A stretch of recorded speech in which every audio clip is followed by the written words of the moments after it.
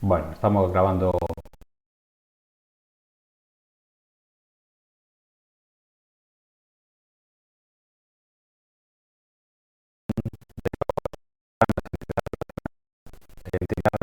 Modelos relacionales. ¿De acuerdo? Sí que ha habido un pequeño cambio porque lo debatimos y se ha considerado más conveniente añadir esta tutoría antes, cambiarla de sitio antes de empezar con la parte del SQL que se dedica a la creación de las estructuras o a lo que vimos del diseño físico, ¿vale? A lo que es el DDL. Entonces vamos a ver esta nueva presentación, a ver qué tal queda.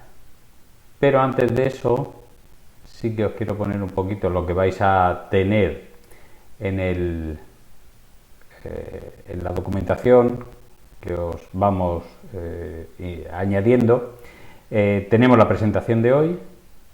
Os he dejado la presentación que utilizábamos también el pasado curso, por si le queréis echar un vistazo. Seguro que en algo se complementan, ¿vale? Y luego tenemos los ejemplos que va a haber en esta presentación. Lo tenéis aquí en este archivo comprimido y yo lo tengo, a ver, que lo había abierto,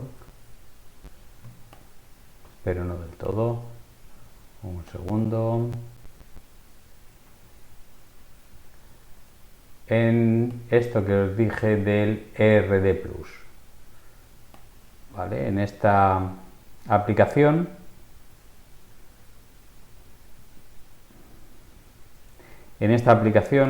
yo he descomprimido todos los ejemplos que vais a ver, ¿vale? Y los he creado una carpeta y los he metido aquí. Ahora iréis viendo por qué, ¿vale? Entonces ese archivo comprimido que tenéis son estos mismos diagramas. Lo que vamos a intentar es que nosotros ya sabemos que nos van a dar un diagrama entidad-relación, ¿vale? Parecido a este. Nuestra labor es interpretar este diagrama entidad-relación, ¿vale? Y una vez que sabemos qué es lo que y a qué equivale cada uno de los conjuntos de entidades, de los conjuntos de relaciones, los atributos, cuáles son identificadores y serán luego claves primarias, si hay algún tipo de debilidad, ¿vale? Digamos que en este ejemplo que os he puesto va un poquito de todo. Entonces, cuando yo quiero transformar un diagrama entidad-relación como este, pues posiblemente a alguno le pueda parecer abrumador. Pero en realidad lo que hacemos es intentar aislar un trozo del diagrama y transformar ese trozo del diagrama. Cogemos otro trocito y transformamos otro trocito, ¿vale? A menudo entonces es un proceso lento que lleva bastante tiempo si queremos hacer un diagrama como este, que no es tampoco demasiado grande, ¿vale? Este es el completo. En realidad, cada uno de los ejemplos es para ver que para transformar yo cojo un subconjunto de este diagrama, ¿vale? Entonces, en documentos, yo, por ejemplo, lo primero y más simple que vamos a ver es cómo transformamos un conjunto de entidades. ¿Qué ocurre? Que yo os voy a poner directamente la solución en la presentación, pero vosotros podéis jugar con estos diagramas si los seleccionáis, ¿vale? Y luego os vais a documentos y creáis, lo convertís al esquema relacional, ¿vale? Le ponéis algo que sepáis que lo va a diferenciar, por ejemplo, relacional, con el mismo nombre, pero relacional, ¿vale? Y entonces aquí se os abre el esquema relacional que surge. Evidentemente, como solo he cogido un conjunto de entidades, solo me genera una tabla. Una tabla que ya veremos con el mismo nombre, con la clave primaria que era el identificador del conjunto de entidades y con los atributos que tiene, indicando cuáles son opcionales y cuáles no. Desde aquí luego podríamos definir, por ejemplo, el tipo de datos, ¿vale? de cada uno de los atributos. ¿De acuerdo? Ahí podemos definirlo porque de aquí luego obtendremos el DDL. ¿Vale? Perdón, desde aquí no, sino que yo tengo el relacional aquí y podremos generar el DDL correspondiente, ¿vale? Entonces es un proceso que si podemos ayudarnos de herramientas informáticas, pues hay muchas cosas que podemos casi que automatizar, pero evidentemente no quita la parte humana, que veremos a continuación, ¿vale? Yo voy a quitar este que no me moleste. Lo que yo os invito es a que modifiquéis con tiempo, con el tiempo que lleva, algunos de estos diagramas o subdiagramas en los que no os quede muy claro, que cambiese alguna cardinalidad, por ejemplo, y que veáis si cambia o no el resultado obtenido al convertirlo al diagrama, al esquema relacional. ¿Vale? Este lo vamos a quitar, ¿vale? Entonces los tenéis todos. En principio no vamos a volver aquí, a no ser que tengamos alguna duda y queráis ver y tengamos tiempo el resultado de algún diagrama, pero bueno, lo dejo, vuelvo a repetir, es el archivo comprimido que tenéis compartido, lo tenéis que descomprimir e ir importando cada uno de esos diagramas. Yo ya os digo que en una carpeta nueva, ¿vale? Del resultado de aprendizaje 6, en principio. Vale, esto me lo quito de aquí. Y habéis visto que hay un diagrama, ¿vale? De todos los diagramas, el último, en realidad en el archivo comprimido está como 00, así que os aparecerá al principio. Es un diagrama completo. Tendrá 10 entidades, 12 entidades. Las aplicaciones reales son mucho más grandes. Si queréis saber la base de datos y el esquema relacional, en muchas ocasiones ya veréis que trabajáis, o la gente que sabe que va a generar una base de datos SQL trabaja directamente el esquema relacional sin pasar por el modelo entidad-relación, ¿vale? Entonces no tenemos un diagrama entidad-relación de lo que es Moodle, que es la plataforma, el software que gestiona el aula virtual, ¿vale? Pero sí que tenemos el esquema relacional correspondiente de las versiones pues 3.5, ¿vale? Que es todo esto que veis.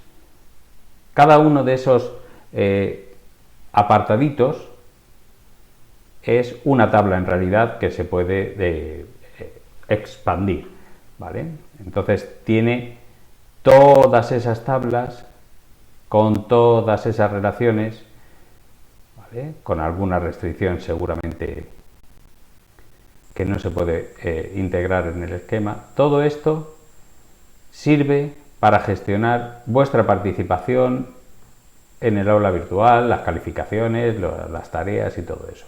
Entonces, evidentemente, una aplicación real no lo hace uno, lo hace entre mucha gente, no os debe abrumar porque vosotros vais a formar parte, vais a integraros en un equipo que desarrollará pues, parte de esta base de datos, ¿vale? Os dirán, pues ahora tenemos que modificar o tenemos que añadir, ¿de acuerdo? Y entonces, pues os dedicaréis solo, pues a lo mejor a este conjunto o a este conjunto, no al global, ¿vale? Eso será la mayoría. Esa es de la versión 3.5, ¿vale?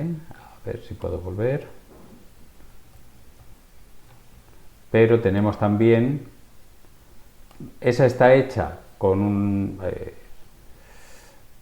una aplicación que estaba asociada a MySQL. En este caso, ¿vale? La 4.5 pues está hecha con otro tipo de aplicación, ¿vale? Y aquí veis todas las relaciones de todas las tablas, cómo se relacionan. Cualquiera que quiera trabajar en esto, lo único, ¿vale? Le pincha a alguno y ya le dice, pues esa tabla tiene una clave primaria, ¿vale? Y estos dos atributos con los datos que tienen, si puede ser nulo o no, ¿vale? Y cuáles son, pues las tablas padre, ¿vale? Con sus atributos, ¿vale? Sus índices. Nosotros vamos a saber hacer esto. Lo que no vamos a hacer es una aplicación tan grande. pero saberlo hacer es igual hacer uno que hacer 1000. Si yo sé hacer, en principio, si tengo más tiempo hago más y si tengo menos tiempo hago menos. ¿De acuerdo? Así que le podéis echar un vistazo. Lo que quiero que sepáis es dónde estamos. Estamos transformando un esquema, un diagrama de entidad-relación al esquema relacional. El esquema relacional real es muy grande. Normalmente en una aplicación real es muy grande y nosotros lo que vamos a tener que hacer es acotar. Por eso la presentación que vais a ver hoy va acotando mucho, va cogiendo cada una de las entidades y va transformando cada una de las entidades, que multiplicado por 1000 da lugar al esquema relacional de una aplicación real. ¿Vale? Entonces, comenzamos. Vale, a ver. Así mejor. Y lo primero, pues como hemos visto en el primero de los ejemplos, es cómo transformamos un conjunto de entidades o una entidad. ¿Vale? Y hay varias formas dependiendo de sus atributos, sobre todo. Primero vamos a ver el caso general, que es si yo tengo un conjunto de entidades centros con 4 atributos, ¿vale? De cualquier conjunto de entidades va a salir una tabla, con lo cual vamos a tener esa tabla, la tabla centros. ¿Vale? Si tenemos 4 atributos, 2 de ellos obligatorios y 2 opcionales, como veis ahí, ¿vale? Pues el código y el nombre serán obligatorios, la titularidad y la web son atributos opcionales. Y la clave primaria es el identificador, es decir, cada una de las tablas en el modelo relacional sabemos que debe tener una clave primaria. Y esa clave primaria coincide con esta otra atributo. ¿Vale? Ahí nos explica las transformaciones que hacemos. Cada vez que pasemos el ratón por aquí, pues nos explica esas transformaciones. ¿Vale? Y dice que cada conjunto de entidades fuertes se transforma en una tabla. Veremos que las débiles también, pero hay algún cambio. ¿Vale? Porque la clave primaria de una tabla fuerte será el identificador del conjunto de entidades. Y cada atributo será una columna de la tabla. ¿Vale? Entonces, el resultado de transformar este diagrama entidad-relación, simplemente ese conjunto de entidades, al esquema relacional, es así. Un nombre, si veis, y así me aconsejan también que os aconseje, si veis que el conjunto de entidades está en singular, como nosotros sabemos que lo que va a haber en centros es un conjunto de centros, pues pondremos el nombre de la tabla en plural, ¿vale? El nombre de la tabla, de las tablas en principio deberían ir en plural. ¿De acuerdo? Vamos a ver otros tipos de atributos. ¿Qué pasa si nos encontramos con un atributo compuesto? ¿Vale? Es decir, aquí tenemos la misma tabla, pero ahora dirección en vez de web y teléfono, me parece que eran antes. Pues ahora tenemos un atributo dirección que en realidad tiene domicilio, código postal y localidad. Entonces, lo que nos dice es que los componentes del atributo compuesto son los que se añaden como atributos simples, es decir, como columnas de la tabla. Y hay veces que lo que hacen es añadir lo que es el nombre del atributo compuesto como prefijo. Es decir, en vez de poner solo domicilio, código postal y localidad, pues dirección domicilio, dirección código postal y dirección localidad. Obligatorio no es. Obligatorio no es. Lo que pasa es siempre que podamos, igual que os habrán dicho pues en programación, siempre que podamos especificar bien y que el nombre de cualquier variable, el nombre de cualquier clase sea significativo de lo que contiene, pues mejor. Entonces, en este caso, pues podemos añadirle como prefijo el nombre que tiene el atributo compuesto. ¿Vale? Hasta ahí, pues sencillo. Fijaos que dirección, lo único que hay que tener en cuenta es que como dirección es un atributo compuesto, no aparece el atributo dirección, aparecen como columnas sus atributos simples. A ver, un segundo. Aquí. Vale, lo siguiente será un multivaluado. ¿Vale? Un atributo multivaluado, como en este caso servicios, es decir, un centro tiene un código, tiene un nombre, pero ofrece servicios. ¿Vale? Si tiene aula matutina, si tiene actividades extraescolares o si tiene comedor. ¿vale? Entonces son varios los servicios que puede dar, no tiene que ser solo uno. Aquí, en el diagrama entidad-relación es tan fácil como poner una doble línea y eso lo admite, pero sabemos que en el modelo relacional no están permitidos los atributos o las columnas no atómicas, es decir, que cada fila de una tabla solo puede tener un valor en sus atributos. Entonces, ¿qué hacemos con esos servicios? Cuando nosotros nos encontremos un atributo multivaluado, en principio la norma general es convertirlo a una tabla, es decir, habrá una tabla de servicios.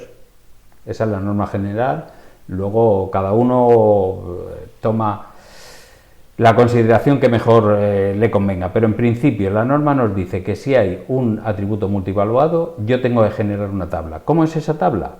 Pues fijaos que la tabla lo que va a contener es dos atributos. Por un lado, el atributo de donde hemos obtenido el atributo que era multivaluado, el nombre de ese atributo, aquí vamos a tener el contenido, y evidentemente necesitamos como clave primaria el código del centro también. ¿Vale? Como del mismo centro habrá varias filas aquí en servicios centro, el código del centro no puede ser el único atributo de la clave primaria. Necesitamos que forme parte de la clave primaria también el servicio. ¿De acuerdo? Entonces, en principio, si no tuviéramos un atributo multivaluado, transformaríamos esa entidad o ese conjunto de entidades en una única tabla, pero al ser un atributo multivaluado tenemos que sacar ese atributo junto con la clave primaria a una nueva tabla. Y como veis, aquí nos pone que existe entonces código de centro, va a ser una clave ajena, ¿vale?, que referencia al centro. Es decir, este código de centro hace referencia a uno de los centros, aquel que ofrece el servicio. ¿Vale? Esas son las claves ajenas y las referencias que hacemos. Atributo multivaluado, entonces, una nueva tabla con el atributo y con la clave primaria de la tabla que surge de la entidad. ¿Vale? Y ambos son claves primarias. Si tengo entidades débiles, hemos dicho que cada conjunto de entidades crea una tabla. ¿Vale? Y así tenemos, en este caso tenemos la tabla centros y la tabla subvenciones. Centros es fuerte, con lo cual genera una tabla, bueno, aquí me ha faltado el nombre, código de nombre me falta, ¿vale?, una tabla con sus atributos, y luego tenemos subvenciones, ¿vale?, que en cambio es débil. ¿Cuál es la diferencia entre la fuerte y la débil? Que la débil, su clave primaria, que aquí tenemos año, ¿vale?, año está subrayado, es el discriminador. Una entidad débil por identificación no tiene clave primaria propia, pero sí necesita un discriminador. ¿Vale? Esto quiere decir que cada centro en un año determinado puede obtener una subvención, ¿vale?, y lo obtiene dentro de ese año en una fecha. ¿Vale? Tal y como está eso, cada centro solo puede obtener una subvención al año, ¿vale?, porque si no, año no sería discriminador. Entonces, si esto se da, cuando yo voy a transformar esa entidad débil, no solo cojo su discriminador junto con sus atributos, sino que tengo que trasladar la clave primaria de la entidad fuerte a la tabla que surge de la transformación de la entidad débil. ¿De acuerdo? La diferencia es eso, que aquí su clave primaria es el identificador y aquí en cambio su clave primaria es el discriminador que teníamos más la clave primaria de la entidad fuerte, de la que depende.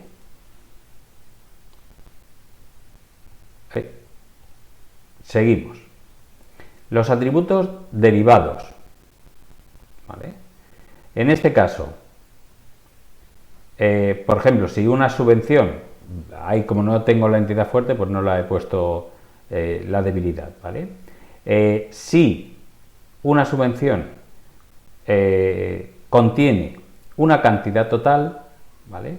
Y esa cantidad total depende de otros valores, pues, por ejemplo, si es el pago a profesores y el pago de mantenimiento del edificio, esta cantidad total pues sería la suma de los dos. Es un atributo derivado, con lo cual no hace falta incorporarlo aquí, a la tabla. ¿Vale? No hace falta. Vemos que se incorporan los atributos simplemente que tenemos y que no son derivados. ¿Cómo se obtienen los derivados? Pues aquí nos lo dice. Dice, en realidad ese valor no se pierde, porque se puede obtener de otros valores. Y entonces dice que se puede implementar como vistas. En esta unidad tenemos que ver las vistas, ¿vale? O procedimientos almacenados, que veremos también en la última unidad asociado al resultado de aprendizaje 5.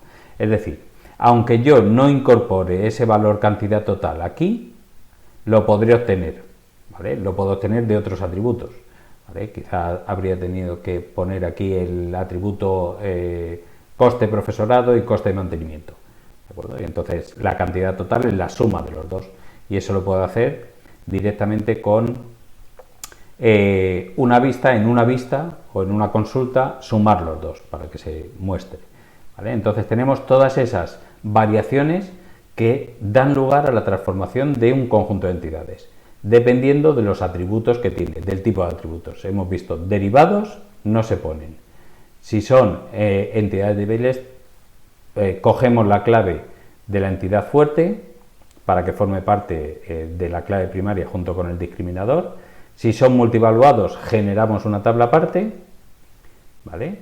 Y si son compuestos, solo ponemos los atributos de los que está compuesto y no el atributo compuesto en sí mismo, ¿vale? Esos son los tipos de transformación de entidades y de atributos que podemos hacer. Lo que vamos a ver ahora es entonces los tipos de relaciones. ¿Cómo transformamos las relaciones? ¿Vale? Evidentemente, lo que ya se supone es que hemos transformado o que sabemos transformar centros y que sabemos transformar departamentos. En este caso, fijaos que centros con su código, nombre y dirección, y departamentos lo que pasa es que tiene un atributo más. Bien, esto es por la transformación general de relaciones 1n, y veremos que también las 1,1 hacemos poco más o menos lo mismo, ¿vale? En una relación 1n lo que vamos a hacer es siempre coger la clave primaria de una de las tablas y trasladarla a la otra tabla, ¿de acuerdo? ¿Por qué hay que interpretar el diagrama entidad-relación como vimos que en la unidad anterior? La interpretación del diagrama entidad-relación me va a servir para saber cuál de las dos claves primarias hay que trasladar a la otra tabla. Porque aquí me dice que un departamento solo puede, un departamento didáctico se dice, solo puede estar asociado a un centro. Y me dice que en un centro puede haber varios departamentos didácticos. ¿De acuerdo? Entonces, no es lo mismo, el resultado no es el mismo el de trasladar el código del centro al departamento que el ID del departamento al centro. Y ahí es importante saber lo que dice eso y saber una restricción importante, que es la que ya hemos dicho anteriormente con lo del atributo multivaluado. No es posible en el modelo relacional tener atributos que no sean atómicos. Con lo cual, si yo paso el identificador del departamento, lo paso a centros, ¿vale? Aquí tendría un atributo más, que es identificador del departamento. Yo tengo un único centro, el Carlos III, ¿vale? Que tiene 4 familias profesionales y algún otro departamento que hay por ahí, 8 departamentos. Pero el centro solo tiene una fila. ¿Cómo meto yo los 8 departamentos aquí en un atributo adicional? Eso no estaría permitido en el modelo relacional. En cambio, si el departamento de informática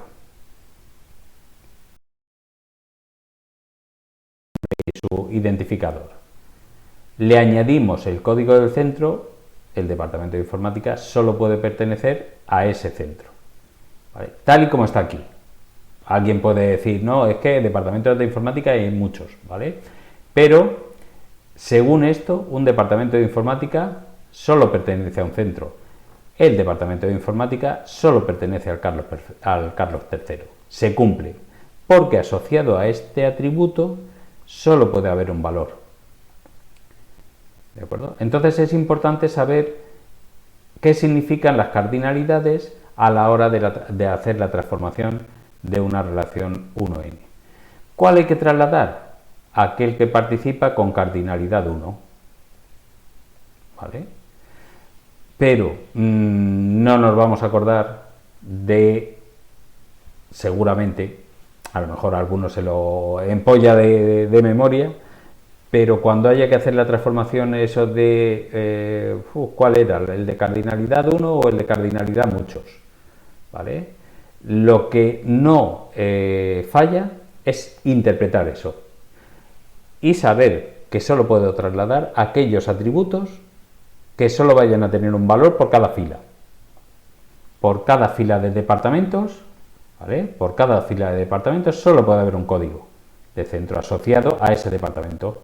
Eso sí cumple este diagrama entidad-relación. En cambio, si lo pasara aquí, ¿vale? Si pusiera aquí el ID del departamento, eso vulneraría la restricción de atomicidad de los atributos, porque asociado a un código habría más de un departamento, cosa que no es posible en una misma fila.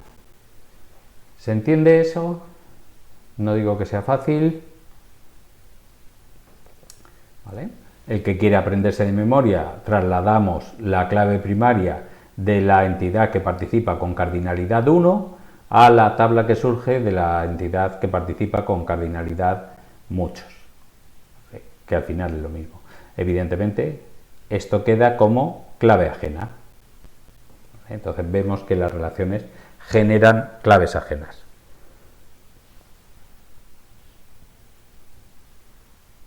Bien, esto sí que es siempre así. Esto es la transformación de una relación muchos a muchos, NM, siempre va a generar una tabla intermedia.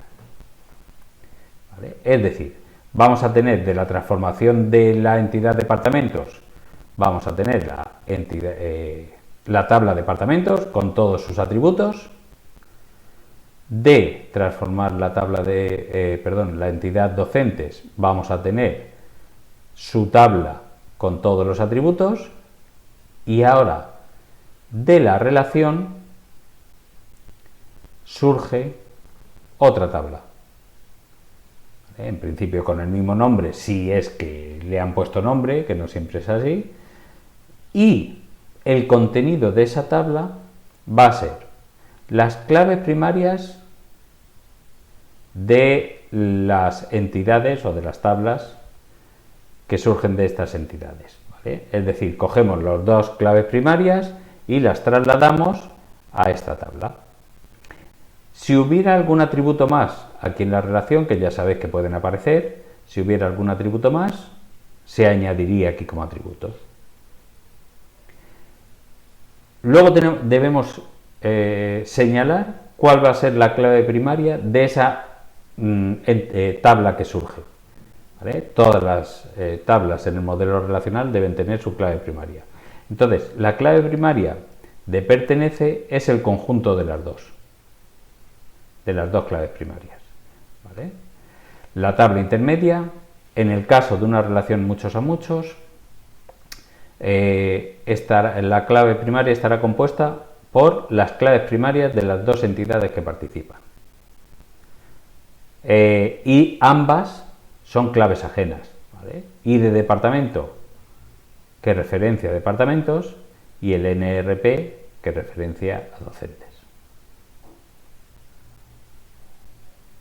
¿De acuerdo? Eso es siempre así. Siempre que haya una relación muchos a muchos, siempre surge la tabla intermedia y siempre con la clave primaria compuesta por el conjunto de las claves primarias que participan en la relación, ¿vale? De las entidades que participan en la relación. Bien, las 1-1. Pues las 1-1 depende, ¿vale? La regla general dice que cada relación se transforma en una tabla y que en el caso de las relaciones 1n, pues podemos, en el caso sobre todo de que sea participación total, podemos propagar la clave. Nosotros os vamos a aconsejar eso. Si es una NM, no hay duda, siempre se genera una tabla. Y si es una 1N, os equivocaréis menos si propagáis la clave. La 1-1 hay que mirar, ¿vale? Porque en principio hasta ahora nos hemos estado fijando solo en la correspondencia, ¿vale? O en la cardinalidad máxima. A ver, que ponga el cable por aquí.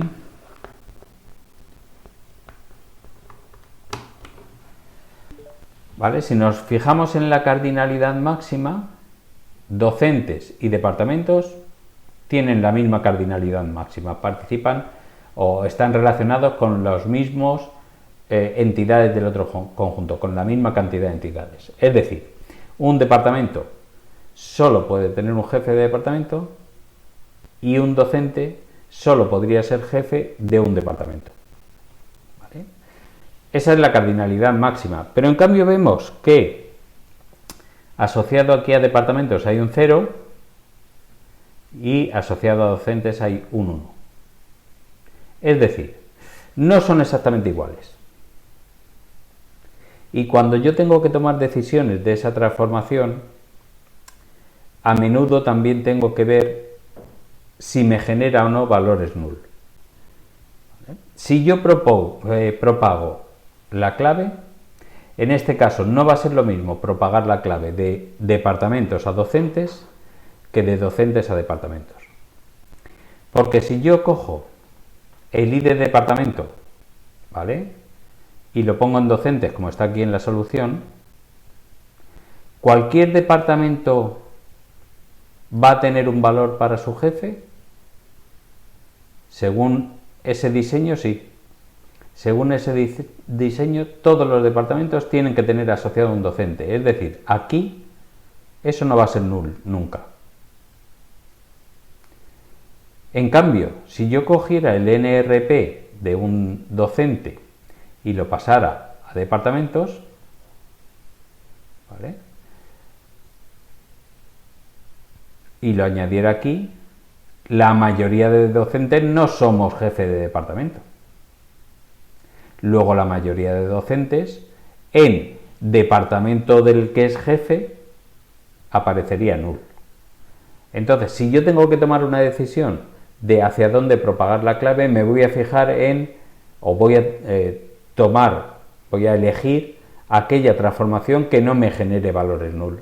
En este caso, la que no me genera valores null es la de propagar ID del departamento, NRP de docentes al departamento, ¿vale?, aquel que no me genera valores null. Es decir, en este caso es aquella que tiene participación total. Todos los departamentos tienen que estar aquí en medio. En cambio, aquí en medio solo están aquellos docentes que son jefes de algún departamento, no están todos, ¿vale? A eso se refiere la participación total o parcial en el caso de los docentes. Bien, relaciones ternarias. En el ejemplo de la relación ternaria que os he pasado, en realidad veréis que esto es un poquito distinto. ¿Por qué es distinto? Porque en realidad en el ERD Plus no se pueden hacer relaciones ternarias. Y no se pueden hacer relaciones ternarias, entre otras cosas, porque en el modelo relacional tampoco se permite. Pero el diagrama entidad-relación sí, ¿vale? Es una limitación del ERD Plus. Entonces, lo que tenemos aquí es que un centro oferta unos determinados estudios en una o más modalidades. Vale. Por ejemplo, el Carlos III oferta DAO en presencial y a distancia. Vale. El mismo centro, Carlos III, en la modalidad de presencial, oferta varios estudios, pues DAO, DAM y otros. ¿Vale? Y nos quedaría también identificar la cardinalidad máxima de centros, haciendo una modalidad, unos estudios, cuántos centros la ofertan. Por ejemplo, en distancia DAO, pues está en varios centros, porque más de uno de vosotros habrá intentado matricularse en varios centros, por si fallaba uno.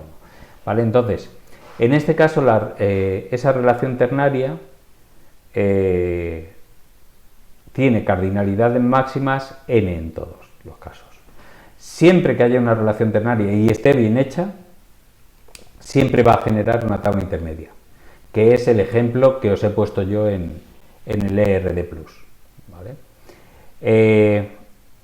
Y esta tabla intermedia, pues igual que hacíamos en la NM, va a estar compuesta de las claves primarias de los atributos de las claves primarias de las entidades que participan en esa relación. Es decir, tendrá el código del centro, tendrá el ID de la modalidad y tendrá el ID de estudio. ¿Vale? Aquí lo veis. El resto de entidades se transforman tal cual, ¿vale? Cada uno con sus atributos, con su clave primaria y listo. Entonces hay que saber esa tabla qué atributos tiene. Si tuviera algún atributo propio de la relación, también habría que añadirlo como columna de la tabla. Y luego hay que decidir cuál es su clave primaria. Si todas las entidades participan, como en este caso, en la relación ternaria de cardinalidad n, la clave primaria está formada por los tres atributos. ¿Vale?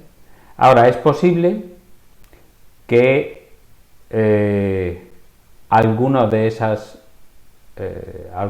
entidades participe con cardinalidad 1. ¿Vale? Vamos a imaginar que la comunidad autónoma quiere centralizar unos determinados estudios en cada uno de los centros. ¿Vale? Y entonces otorga por cada modalidad y por cada estudio, es decir, DAO, imaginaos que DAO de distancia solo lo puede dar el Carlos III, no puede haber otro. Y eso tiene que pasar para que las cardinalidades sean máximas 1, eso tendría que pasar en todos los casos, ¿vale? Dice, no, yo sé que estos son especialistas, vamos a intentar buscar y concentrar especialistas. Con lo cual el centro vendría determinado directamente por el estudio y la modalidad.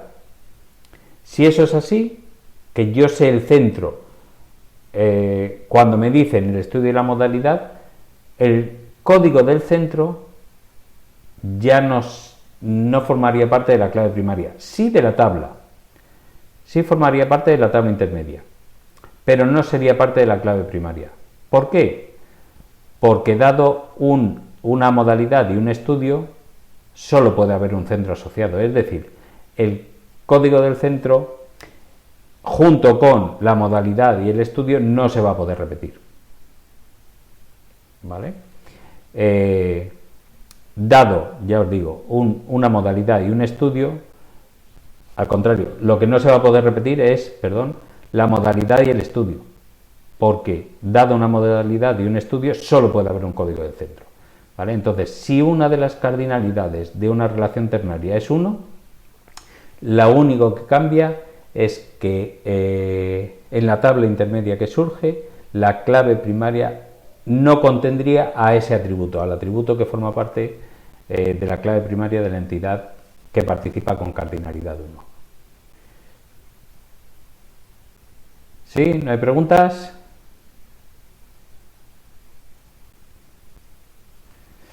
Bueno, y aquí, aunque sea un poquito pequeño, ¿vale? Vamos a hacerlo así, a ver si se agranda un poco. Ahí estamos. Bien, tenemos una generalización. ¿Vale? La generalización también tiene opciones. ¿Vale? Lo más común es crear una entidad por cada una tabla por cada una de las entidades. Y así, si tenemos una superentidad de estudios con dos subentidades, obligatorios o grados de FP, ¿vale? Tendríamos una tabla para estudios, ahí lo tenéis, con su clave primaria y sus atributos. Y luego tendríamos una tabla para obligatorios y otra tabla para grados de FP. Pero siempre hay que buscar cuál es la clave primaria de cada una de esas tablas. La de estudios la tenemos clara, porque está identificada. Pero, ¿cuál es la clave primaria de obligatorios y grados de FP? Al ser una generalización, una especialización, sabemos que cualquier estudio está también abajo, ¿vale? En las subentidades. ¿Vale? O es obligatorio, o es grado de FP, o a lo mejor es alguna otra. Entonces, si a cualquier estudio lo identifica ID estudio, a las subentidades también. No se va a poder repetir el ID estudio en obligatorios, ¿vale? Entonces, la clave primaria de las subentidades, aunque no lo ponga en el diagrama de entidad de relación, porque no lo va a poner, o no se debe poner ningún atributo de la superentidad, pero sabéis que se heredan, ¿vale? Digamos que los tienen también. Entonces, si yo lo transformo en tres tablas, como está ahí, la clave primaria de las dos tablas inferiores, de las dos subentidades, también tienen como clave primaria la clave primaria de la superentidad. Es decir, el ID estudio vemos que se repite en cada una de las tablas. Y se repite no solo como clave primaria, evidentemente, sino también como clave ajena. ¿Vale? En este caso, la participación, esa doble línea que veis ahí, junto con esa D, está indicando que es total y disjunto. Dijimos que había varias posibilidades en la generalización, puede ser total o parcial. Si es total, quiere decir que estudios tiene que ser uno de los dos que hay abajo, o son obligatorios o grados de FP, no puede haber otros estudios. Si además de los estudios no obligatorios, ¿vale?, los estudios obligatorios y los posobligatorios no universitarios, incluyéramos los universitarios, pues posiblemente ahí ya no sería total, porque ahí estamos cogiendo la ESO, ¿vale? Vamos a poner como obligatorio el bachillerato, aunque no lo es, y los grados de FP, pero no estamos recogiendo los universitarios, ¿vale? Entonces, si es total, es porque solo nos interesan esos en nuestra base de datos. Si hubiera otros estudios, aunque no los tenemos en cuenta en las subentidades, ¿vale?, eso sería parcial. Al ser disjunto quiere decir que no puede haber un estudio que a la vez sea obligatorio y grados de FP, ¿vale? Eso sí está claro. Lo de total o parcial depende de a qué estudios nos estamos refiriendo, ¿vale? Si están todos ahí o no están. Entonces, la norma general sería generar esas tres tablas, y si es total, en el caso de que sea, como aquí tenemos por lo menos señalado, que cualquier estudio que está en la tabla de la superentidad está también en alguna de las subentidades, al ser total, no me haría falta la tabla de estudios, porque en realidad los tengo recogidos o en obligatorios o en grados de FP, ¿vale? Eso sí, si yo quitara porque me parecía conveniente, si me parece conveniente, y elimino la tabla estudios, tendría no solo que propagar como he hecho la clave primaria, sino que tendría que propagar también a las dos tablas, obligatorios y grados de FP, tanto en nombre como en nivel, ¿vale? Aparecerían nombre y nivel en las tablas obligatorios y en las tablas grados de FP, siempre y cuando, vuelvo a repetir, decidiera que en la transformación eliminar la tabla estudios. ¿Por qué es total? Porque la participación es total. Si la participación es total, lo puedo hacer. ¿Cuándo lo haré? Pues si aquí, en vez de dos atributos, aparte de ID estudios, tuviéramos 20, Es absurdo tener que pasar 20 atributos aquí y aquí. Si estudios además, aquí no lo estamos reflejando, pero tiene muchas relaciones con otras tablas, estamos obligando a trasladar esas relaciones a las subentidades, duplicar esas relaciones.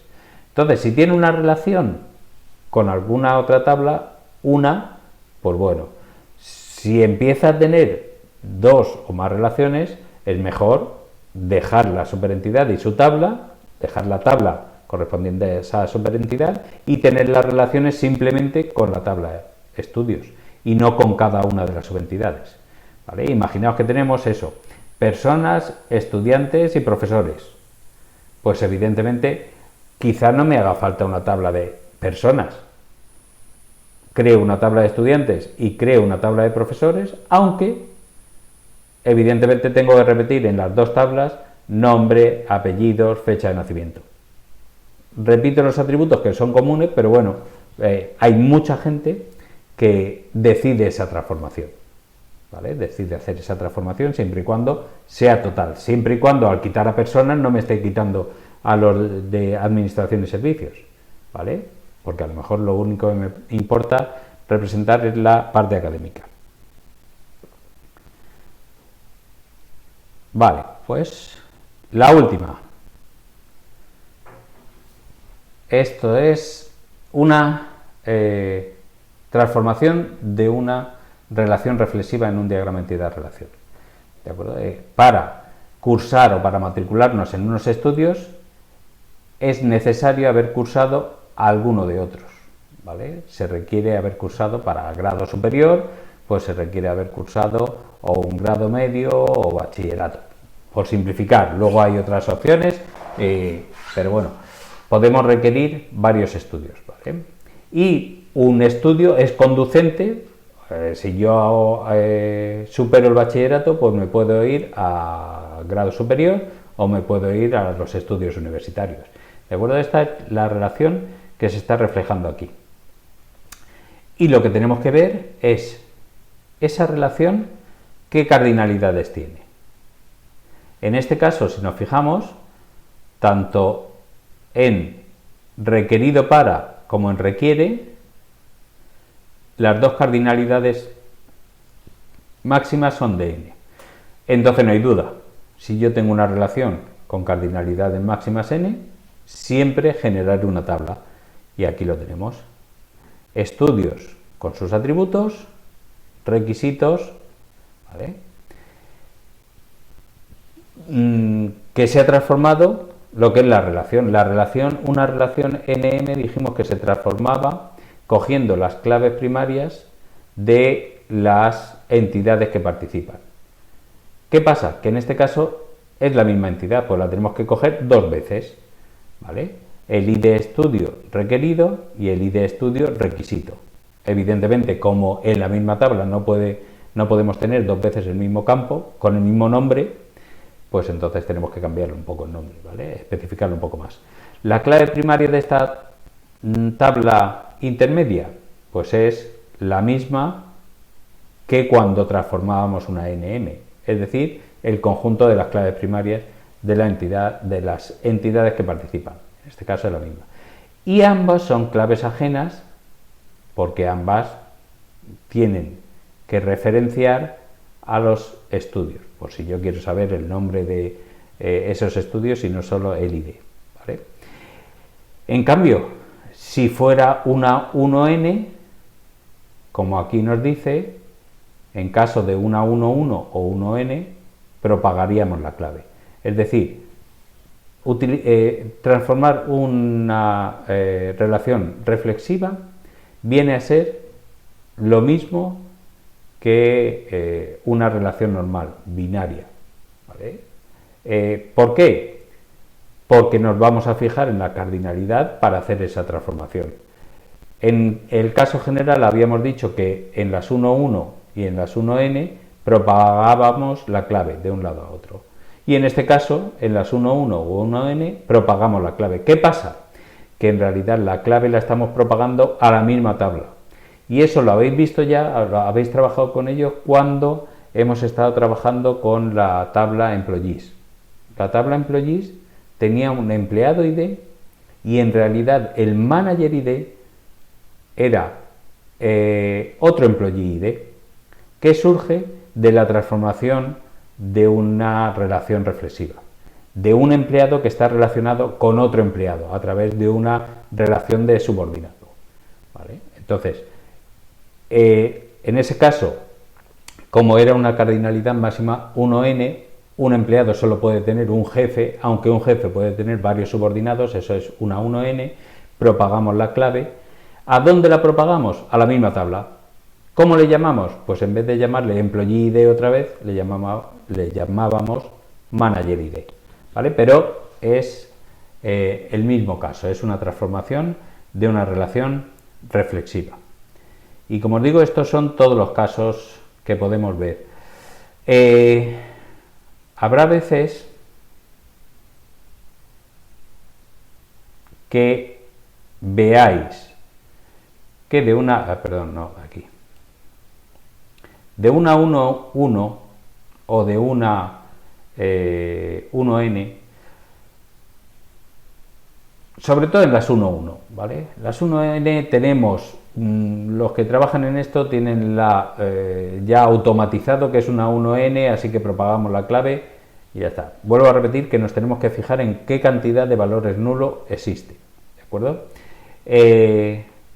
En las 1.1 también nos fijamos en si generan valores nulos. Y esos valores nulos se pueden generar cuando los dos, si uno es opcional, evidentemente se traslada el otro.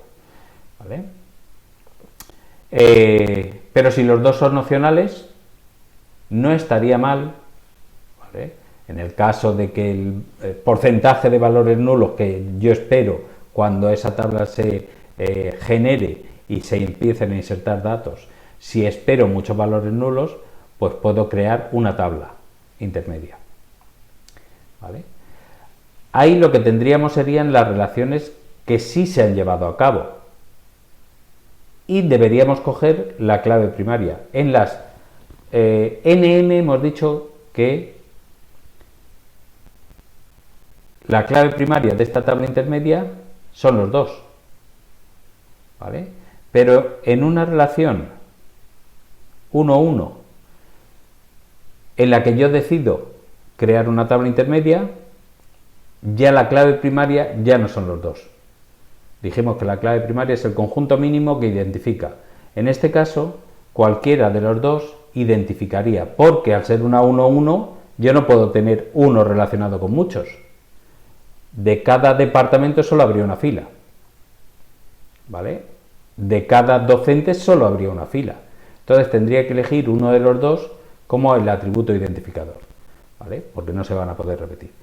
En la 1n, si en alguna ocasión veis que una 1n ha generado una tabla intermedia, por eso, porque yo os recomiendo que hagáis la propagación de clave como tenéis aquí en el ejemplo, pero si en algún caso veis que se ha generado, ¿vale? La clave intermedia, ¿vale?, es aquella que no se va a repetir.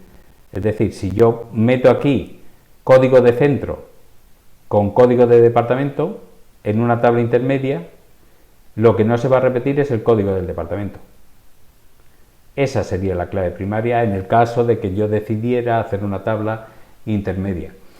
Hay veces que como lo que nos dicen es tenemos esta base de datos funcionando y tú tienes que hacer una funcionalidad nueva, en muchas ocasiones ni siquiera nos dejan tocar la base de datos que ya hay, ¿vale? Entonces generamos algo que podría verse, si veis un esquema relacional real, pues a lo mejor hay cosas que os llaman la atención, pero a lo mejor el diseñador inicialmente no hizo un diagrama entidad-relación y una transformación de algo tan grande, sino que ha habido añadidos que se le han ido poniendo después, ¿vale? Entonces pueden surgir a lo mejor algunas tablas que vosotros digáis, pues aquí no han propagado la clave.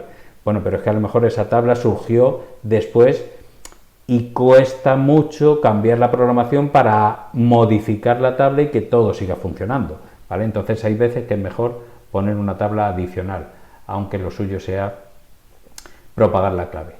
Bueno, esto es lo que teníamos para ir. No sé si seguís conmigo, porque esto es duro y supongo que lo tendréis que trabajar un poquillo más. Vuelvo a repetir que tenéis ya hechos los diagramas de entidad de relación para cargarlos en el ERD Plus, le decís convertir en el esquema relacional y veis lo que sale, ¿vale? Bueno, pues aquí me tenéis para lo que necesitéis.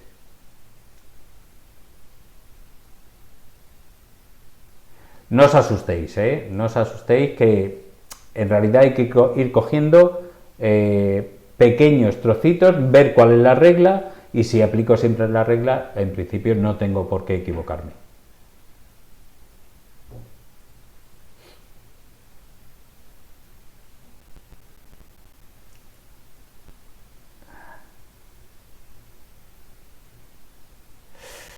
Al juez todavía la parte de la transformación no la vais a poder hacer en el juez. En el juez podéis hacer el DDL, ¿vale? Quizás os tendríamos que dar algún ejercicio donde empezamos con la transformación y terminamos en el DDL, pero vamos a esperar a ver el DDL, ¿vale? Y en el examen lo suyo es que se incorpore, a ver, con esto de los distintos tiempos que vamos a disponer de cada uno de los trimestres, hemos tenido que modificar algunas cosas, ¿vale? En realidad, creemos más conveniente poner el DDL primero y la transformación junto con el entidad-relación, ¿vale? Entonces, en ese caso, habríais visto ya el DDL en el primer trimestre y luego habríais visto la entidad-relación y terminamos con la transformación, ¿vale? Pero hemos tenido que hacer encaje de bolillos y entonces sí que tenéis que saber cómo transformar. Os dije, a lo mejor no tenéis que saber hacer un diagrama entidad-relación, pero si os dan un diagrama entidad-relación, sí que tenéis que saber extraer de él las tablas, porque eso sí que viene en vuestros criterios de evaluación, ¿vale? Sí que sabéis, debéis, dado un diagrama entidad-relación, generar el DDL, ¿vale? Y eso sí puede entrar en un examen.